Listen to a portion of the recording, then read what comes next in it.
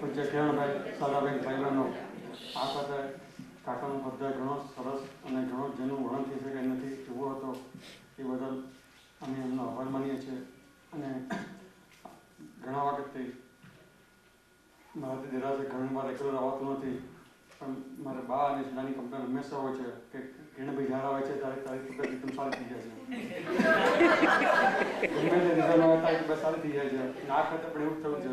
આ વખતે આખો મહિનો કશું મારે થયું નથી અને એ માટે હું એમનો ઘણો આભાર માનું છું.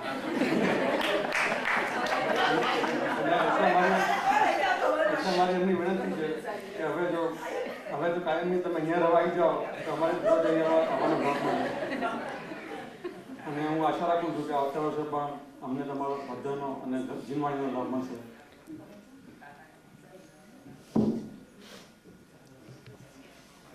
પૂજ્ય શ્રી કિરણભાઈ, ભાઈઓ બહેન, આજની અત્યારની સભામાં હાજર નથી, પણ એ વ્યક્તિનો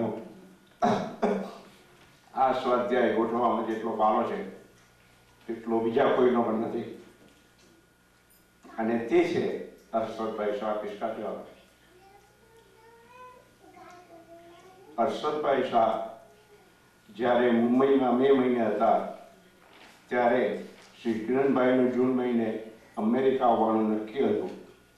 ત્યારે મેં આપણે શાંતિથી અને લાંબો સમય બધા સ્વાધ્યાયનો ભાઈનો લાભ લઈ શકે એ દ્રષ્ટિથી મેં શ્રી કિરણભાઈને પ્રવાસ કેમ લંબાવી શકે અને આપણે જીનવાણી તેમના મુખે સાંભળી શકીએ,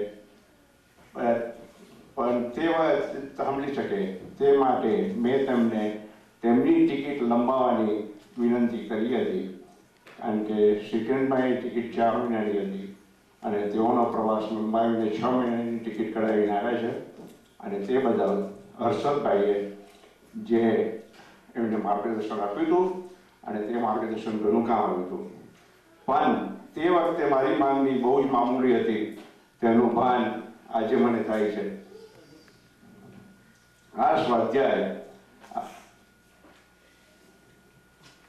જો મારું અત્યારે જો ચાલતું હોત તો શ્રી કિરણભાઈને 12મી ડિસેમ્બર સુધી જે ટિકિટ ચાલી શકે છે તો રોકી રાખો, પણ લાચાર છું કારણ કે તેમણે મને આજે 1 મહિના પહેલા 9મી નવેમ્બરને માટે બાંધી રાખ્યો છે.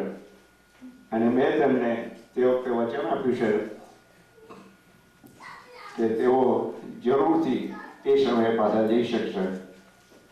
પણ આવતે વર્ષે એટલું જરૂર ખ્યાલમાં રાખજો કે આ વર્ષે તમે 35 દિવસનો અમને જે લાભ આપ્યો છે તેમાં મારી પાત્રતા પ્રમાણે જે આપવાનું હતું તેની સરખામણી ચકલાની સ્વયંપૂરણ સમુદ્રની તમે જે વાત કરી હતી એના જેવું જ થયું છે.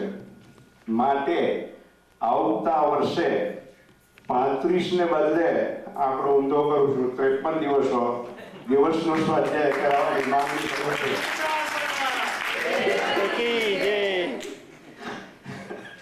તમે જે મને કહું છું ને 63 ને 36નું એવું છે. તમે આ વખતે અમારામાં જે પાત્રતા જોઈને અમને અમુક ચવડીઓ આપી છે તે બધા સ્વાધ્યાય ગ્રુપ તરફથી જેટલો આભાર માનું તેટલો ઓછો છે.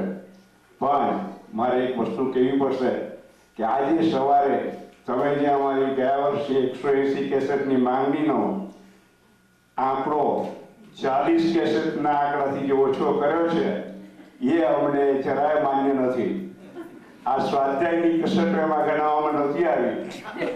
180 કસેટો ભારતમાં તમે જ્યારે હો તે સમયે તમારે ઉતારવાની છે અને તે અમને તમારે મોકલવાની છે. માટે એ 40 કસેટનો કોઈ સ્વીકાર કરવાનો નથી. કારણ કે મને અત્યારે બપોરે જ્યારે લંચ બ્રેકમાં બધાએ મને કહ્યું કે આ કિરણભાઈ શું કહે છે ત્યારે મેં કીધું હું જણાવીશ આજે તો એમને રાત્રે વધારે. એટલે નમ્ર વિનંતી છે કે બને એટલી, કારણ કે તમારી પાસે 180 કસેટમાં તો ઘણું ઓછું જ આવી શકવાનું છે પ્રમાણમાં.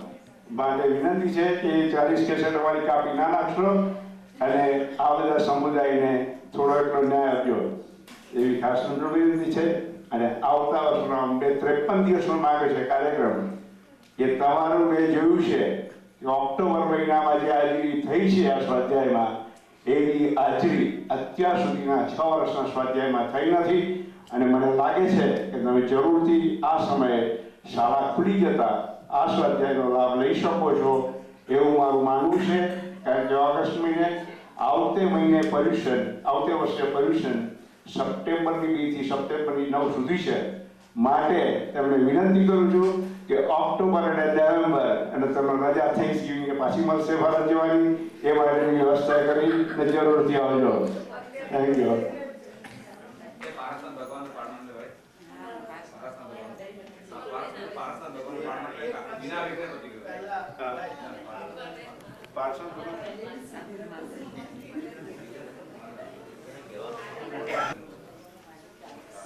સ્વાધ્યાય ગ્રુપના ભાઈઓ અને બહેનો, આ વર્ષે તો સ્વાધ્યાયમાં બહુ રેગ્યુલરલી આવી શકી નથી, ઘણા અંતરાય એટલે લાભ નથી લઈ શકી, પણ કેસેટોથી તેમનો સ્વાધ્યાય હું સાંભળું છું હંમેશા.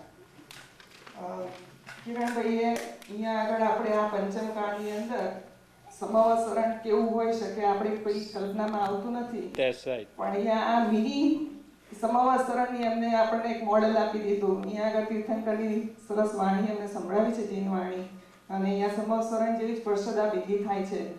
તો આપણે પણ જો સ્વાધ્યાય ભેગું આગળ જો સારી રીતે સ્વાધ્યાય કરશું તો મહાવિદ્ય ક્ષેત્રમાં પણ સાક્ષાત તીર્થંકર શ્રીવંદર સ્વામી પાસે આપણે પહોંચી દઈશું. બીજું એમને આપણને અનુમોદના ઉપર સરસ ભાર આપ્યો છે. એ આપણી કાયમ અનુમોદના કરે છે. જ્યારે પણ સ્વાધ્યાય પૂરો કરે છે ત્યારે હંમેશા એ અનુમોદના કરે છે આપણી, કે તમે બહુ સરસ રીતે સ્વાધ્યાય સાંભળો છો. પણ આજે આપણે એમની અનુમોદના કરવાની છે બધા સમૂહમાં, કે તમે જે અમારા માટે કરુણા વરસાવીને જે સ્વાધ્યાય અમને કરાવ્યો છે એની અમે અંતઃકરણપૂર્વક અનુમોદના કરીએ છીએ.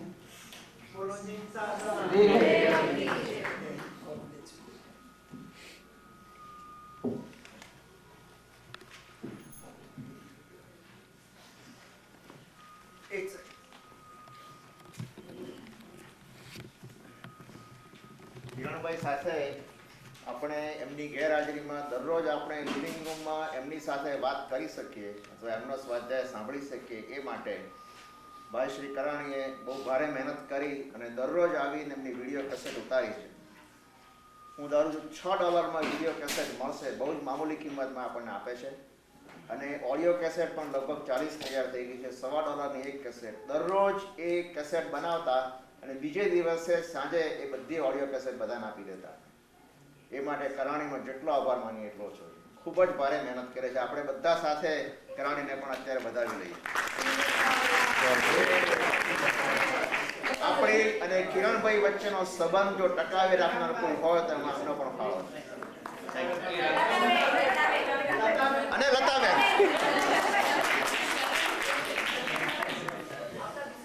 લતાબેન તો હોય જ, એનો કોઈ સવાલ નથી. આમાં જો લતાબેન નું નામ લઉં તો પાછો પ્રશ્ન આવશે કે સ્ત્રી ચરિત્ર ચડે કે વિક્રમ. એટલે આગળ હવે એનું નિરાકરણ ના થાય, એ ઝઘડો ના થાય એટલા માટે લતાબેન નું નામ ના બોલે. એ હોય જ લતાબેન.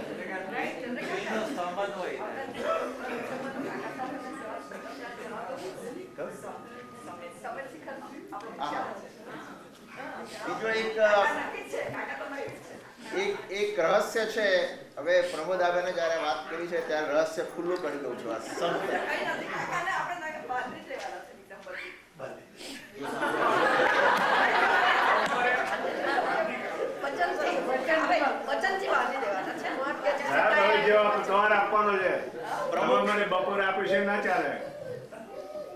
કિરણભાઈ દર વખતે કહે છે કે પ્રમુખ શ્રીની હાજરીમાં જ્યાં ખુદ પાર્શ્વનાથ ભગવાનના પ્રમુખપણા નીચે કદી જૂઠું નહીં બોલે અને હંમેશા સાચું કહે છે. આજે એમના મોઢે પણ અત્યારે સાચું કહેવાનો પ્રસંગ આવી ગયો છે. અમારા બધાની ભાવના એવી છે કિરણભાઈ કે જેટલા બની શકે એટલા કપલ્સ તૈયાર થઈ અને ભારત આવીએ અને ભારતમાં સમેત શિખર એ બીજા જે ગિરનારજી છે કે પાવાપુરી કે બીજા તીર્થયાત્રાની યાત્રા કરી છે. અને એ યાત્રાના રહસ્યો ખુલ્લા કરવા માટે આમ તો અમે ચોપડી વાંચીને પણ કરી શકીએ છીએ, પણ એના રહસ્યો ખુલ્લા કરવા માટે આપ જેવા માધ્યમની જરૂર છે. અને એ માટે બાંધી નથી દેવા, પણ આપનો માત્ર એક પ્રોમિસ જોઈએ છે કે અમારી સાથે તમે આવો. બારીવાળી ગુફા બતાવવાનું જવાનું. કે હસ્યા છે એટલે સ્વીકારી દે લીધું છે. ઘણી વખત શું છે મૌનમાં હા હોય. તમે હા પાડો.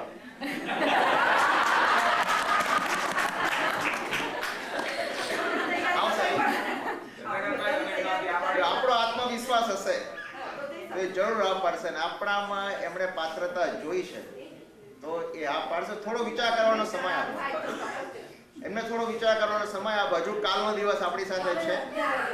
કાલે 11 વાગ્યા સુધીમાં અમારે જવાબ જોઈએ અને આનો જ જોઈએ.